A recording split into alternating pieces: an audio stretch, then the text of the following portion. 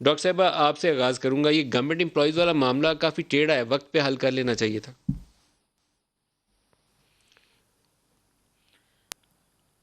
بسم اللہ الرحمن الرحیم.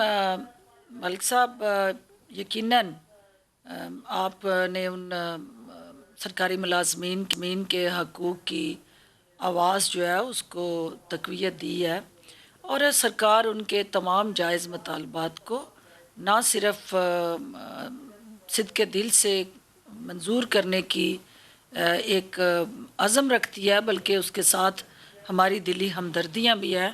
لیکن انفارچونیٹلی یہ ایک جو کرائسس آج کریٹ ہوا, اور جس طرح سے ملازمین نے قانون ہاتھ میں لینے کی کوشش کی, اور پھر اس پہ ہماری لا انفورسمنٹ ایجنسیز نے جس طرح سے ریئیکٹ کیا, تو یہ ایک انڈیو قسم کا ایکشن تھا جو ریکوائرڈ نہیں تھا. میری اپنی ذاتی رائے میں, کیونکہ آپ کے سامنے اس وقت ہمارے پنجاب کے اندر بھی جو سیکریٹریٹ ملازمین ہیں ان کے بھی مطالبات ہیں, اور وہ بھی سراپا احتجاج ہوتے ہیں, اور ہر دور میں یہ ہوتا رہا ہے. حکومتیں جو ہیں, ہمارا کام ہے ان کی آواز کو سننا اور اس کے لیے ایک حکمت عملی طے کرنا, اور اس پہ کام تیزی سے ہو رہا ہے. لیکن یہ اندر کیا یہ سرکاری واقعی سرکاری ملازمین تھے, یا سیاسی جماعتوں نے اس کی آڑ میں کوئی اس پرامن احتجاج کو پرتشدد بنانے کے لیے اپنے کارکنان کو اس کے اندر جھونکا؟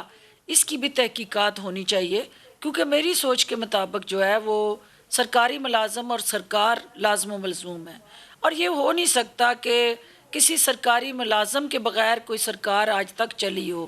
تو جب ہم دونوں ایک ہی گاڑی کے دو ہیں, تو پھر یہ ایک گاڑی کے پہیے کو ڈیمیج کر کے گاڑی چل نہیں سکتی ایک پہیے کے اوپر.